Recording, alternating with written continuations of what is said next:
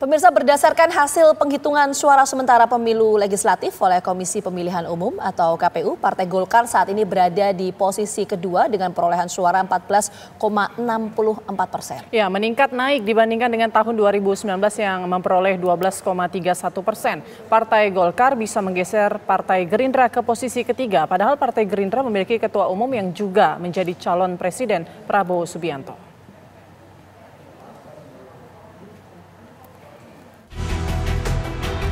Hasil penghitungan suara pemilu legislatif oleh Komisi Pemilihan Umum KPU menempatkan PDI Perjuangan untuk sementara di posisi teratas. Namun, meski menduduki posisi puncak, suara PDI Perjuangan diprediksi tidak akan mencapai perolehan suaranya seperti pemilu 2019. Pertanggal 17 Februari 2024 pukul 19.30 waktu Indonesia Barat dengan data masuk 51,28%.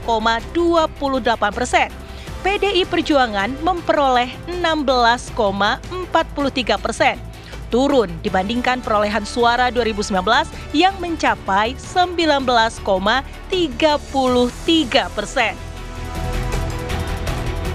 Yang menarik adalah suara Partai Golkar. Berdasarkan hasil penghitungan sementara, Partai Golkar saat ini berada di posisi kedua dengan perolehan 14,64%.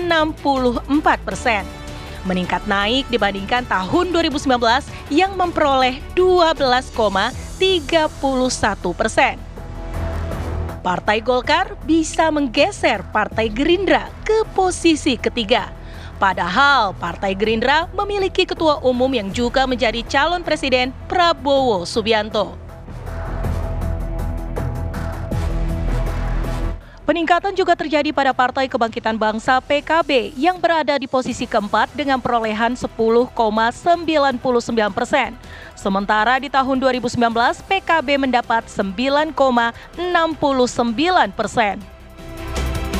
Partai Nasdem bisa mempertahankan di angka 9%.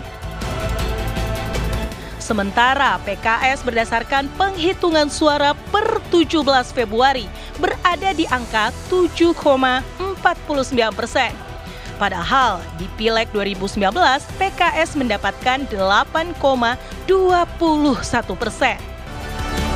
Ini membuktikan partai yang tidak mencalonkan kadernya sebagai calon presiden atau calon wakil presiden tidak serta-merta turun suaranya dalam pemilu. Pengamat politik Ujang Komarudin mengungkapkan, naiknya suara parpol juga karena kerja keras calon anggota legislatif di daerah pemilihan. Tak semata-mata efek ekor jas. Nah, memang awalnya bisa jadi keempat partai tersebut, ya Golkar, PKB, PKS, dan Nasdem, ingin mendapatkan efek ekor jas atau koktail efek dari kandidat capres-cawapres yang diusung maupun yang didukungnya. Misalkan Nasdem, PKB, PKS tentu ingin mendapatkan efek koktail efek dari kandidat capres dan cawapresnya. Tetapi kan tidak banyak didapatkan dari hal itu. Begitu juga Golkar mungkin ingin mendapatkan koktail efek dari Prabowo, dan itu juga tidak mendapatkan. Mereka kenapa naik suaranya dari pemilu sebelumnya? Itu karena ya perjuangan keras dari para kandidat atau dari para caleg-calegnya itu. Karena dengan itulah ya mereka bisa naik suaranya. Karena tadi tidak bisa berharap kepada koktail efek dari kandidat capres-cawapres yang diusung dan didukungnya itu. Tetapi lebih kepada dari semua partai, termasuk keempat partai tadi, Golkar, PKB, PKS, dan Nasdem, ya berjuang habis-habisan, mati-matian di dapilnya masing-masing, mengamankan, menjaga, lalu menaikkan suara untuk kepentingan pilegnya. Penghitungan surat suara belum lagi selesai. Juga Komisi Pemilihan Umum belum menetapkan jumlah kursi yang diperoleh masing-masing parpol di Dewan Perwakilan Rakyat. Dengan perolehan suara seperti saat ini, adakah perubahan komposisi partai-partai di parlemen dibandingkan komposisi parpol saat pemilu 2019 5 tahun lalu? Tim TV One mengabarkan.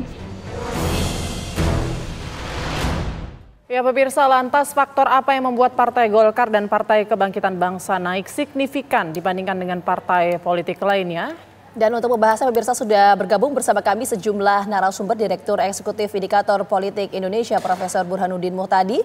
Kemudian ada Kepala Departemen Politik dan Sosial CSIS, Arya Fernandes. Dan juga sudah bergabung bersama kami pakar komunikasi politik, Effendi Ghazali. Selamat petang semuanya. Kita mau mulai dulu dari Prof. Burhan. Prof. Burhan, ini cukup menarik ya, meski tanpa kader jadi capres, tapi suara Golkar ini naik signifikan ya, menjadi posisi kedua, bisa mengalahkan atau menggeser posisi Gerindra yang mana ketua umumnya ini diusung sebagai capres. Apa yang Anda lihat dari fenomena ini, Prof. Burhan? Apakah mesin partai yang bergerak atau seperti apa?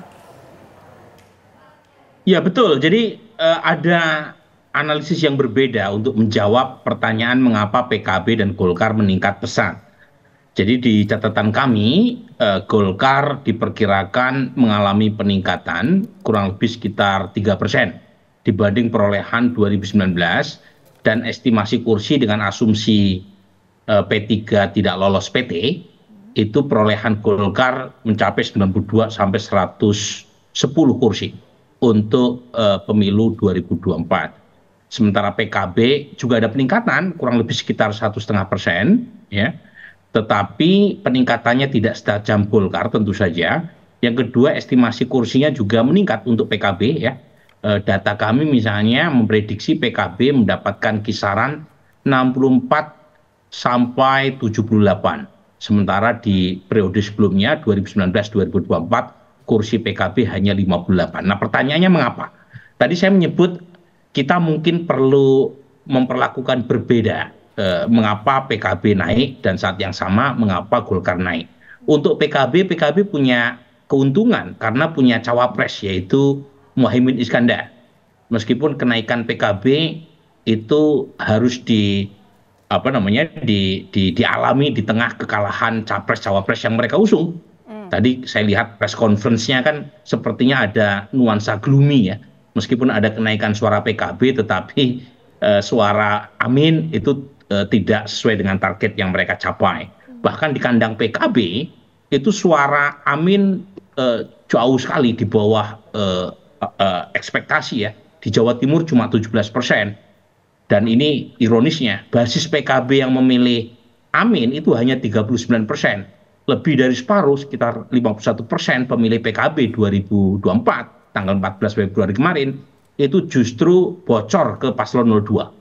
Nah ini saya sebut sebagai tadi gloomy ya. Jadi ada satu prestasi yang patut mereka syukuri, tapi di sisi lain di Pilpres mereka kalah cukup telak. Nah pertanyaannya mengapa? Tentu simpel jawabannya, karena ada Muhaimin Iskandar di sana. Jadi munculnya Muhaimin sebagai pendamping Anies itu membawa berkah elektoral buat PKB, tapi tidak buat Anies Baswedan. Karena Anies tetap kekurangan suara di basis-basis PKB. Ya. Nah untuk Golkar itu memang menarik nih, karena Golkar ini itu tidak punya capres, tidak punya cawapres, ya mereka hanya menjadi tanda kutip penggembira untuk paslon 02, meskipun kursi Golkar lebih banyak ketimbang Gerindra hasil pemilu sebelumnya, tetapi Golkar mampu mencetak poin lebih banyak. Saya kira pemenang pileg yang sebenarnya adalah Golkar, meskipun ya PDI Perjuangan masih teratas, tapi PDI Perjuangan turun 3%.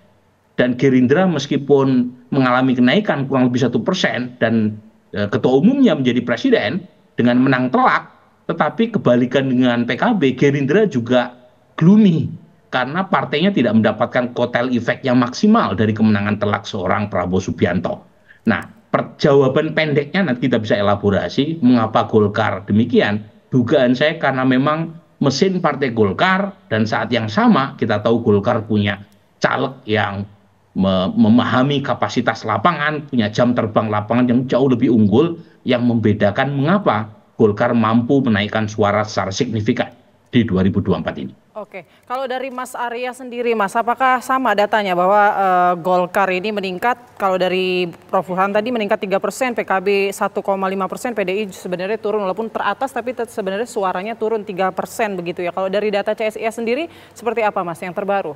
Ya baik, kebetulan kita sudah kemarin sudah memfinalkan data masuk 100% dari hasil hitung cepat ya. Quick count. Dan kalau kita lihat, kalau kita bandingkan antara hasil sementara versi hitung cepat di mana data sudah masuk 100% dan kalau kita bandingkan dengan perolehan suara partai di pemilu 2019 memang menunjukkan Partai Golkar itu naik sekitar 2,83%. Sementara pada saat yang sama PDIP drop atau turun 2,87.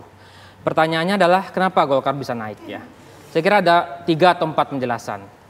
Yang pertama, kalau kita bandingkan dengan strategi partai lain, Golkar menempuh strategi baru, di mana memanfaatkan digital campaign melalui iklan-iklan politik di platform-platform sosial media, misalnya Meta gitu ya, yang itu spendingnya tidak dilakukan dengan banyak oleh partai-partai lain. Kalau kita lihat spending iklan Partai Golkar dibandingkan partai-partai lain, itu Golkar paling besar. Jadi Golkar menempuh pendekatan baru dalam strategi politik, di mana situasi sekarang berubah dan pengguna internet itu juga meningkat. Golkar menyadari itu, makanya spending untuk iklan dan kampanye itu, pengeluaran untuk iklan dan kampanye itu sangat besar. Dan kampanyenya juga sangat targeted di sosial media. Itu saya kira penjelasan pertama. Oke, itu strategi kampanye. Kalau untuk mesin partai? Untuk mesin partai saya kira, sebelum ke mesin partai ya, saya ingin menjelaskan hal lain dulu. Dibandingkan pemilu sebelumnya, nyaris sekarang itu ketua umum cukup kuat, ya, kepemimpinan internalnya cukup kuat, relatif tidak ada konflik. Kalau kita bandingkan dengan pemilu sebelumnya, 2019, 2014, di mana terjadi dualisme kepemimpinan, partainya dukung capres tertentu, kadernya dukung caleg tertentu. Sekarang nyaris tidak ada, instabilitas situasi internal terjaga, tidak ada konflik, itu yang membuat akhirnya caleg-caleg bekerja dengan baik. Nah, terkait yang terakhir soal mesin partai, Golkar saya lihat juga menempuh strategi yang baru juga, di mana penempatan calegnya itu sangat kompetitif. Caleg-caleg yang mau maju sebagai kader partai yang mau maju sebagai gubernur misalnya, karena pilkada akan dilaksanakan pada November nanti, itu harus misalnya diminta dulu untuk maju di pemilu legislatif. Misalnya Ibu Airin yang akan maju di Banten gitu ya, disuruh dulu caleg. Kemudian ada Pak Samsuar di Riau, itu maju dulu sebagai anggota legislatif. Dan beberapa calon-calon kepala daerah lain, misalnya Pak Ijek di Sumatera Utara yang akan maju sebagai gubernur, diminta dulu untuk maju sebagai caleg. Jadi ada perubahan strategi yang sangat luar biasa yang dilakukan oleh Partai Golkar. Dan itu berhasil misalnya. Kalau kita lihat, kita bandingkan, kita breakdown berdasarkan provinsi, Golkar berhasil menang pada provinsi-provinsi yang mana provinsi ini sebelumnya adalah basis utama Partai Golkar. Jawa Barat misalnya ya. Jawa Barat berdasarkan hasil hitung cepat itu Golkar mendapatkan 16,7. Tentu ada selain mesin partai, strategi, tentu kita harus apresiasi juga ada faktor Kang Emil misalnya. Di Sumatera Utara Golkar juga unggul 22,6 ya. Sulsel basis utama Partai Golkar sebelumnya sekarang juga unggul 22,4. Begitu juga di Riau. Jadi Golkar kembali merebut basis-basis utama mereka pada masa lalu. Oke, Mas Arya, mungkin saya potong sedikit. Kalau tadi memang Golkar ini yang bergerak adalah mesin partainya dan juga karena stabilitas politik di internalnya. Tapi bagaimana untuk PKB? Apakah memang suara PKB kursinya ini meningkat dibandingkan pemilu 2019 itu memang karena efek tadi yang disampaikan Prof. Burhan karena Caimin menjadi cawapresnya, atau memang ada faktor lain di luar itu? Saya sependapat ya, faktor Caimin bisa menjadi salah satu faktor. Tapi menurut saya ada faktor lain juga ya. Karena kalau kita lihat, kita bandingkan antara pertumbuhan suara PKB dari 2014 ke 2019 itu tumbuh sekitar 0,6%. 2019 kita bandingkan dengan hasil hitung cepat itu tumbuh atau naik 1,1%. Jadi kalau asumsinya faktor Caimin itu besar sebagai kandidat, harusnya dia bisa tumbuh 3%.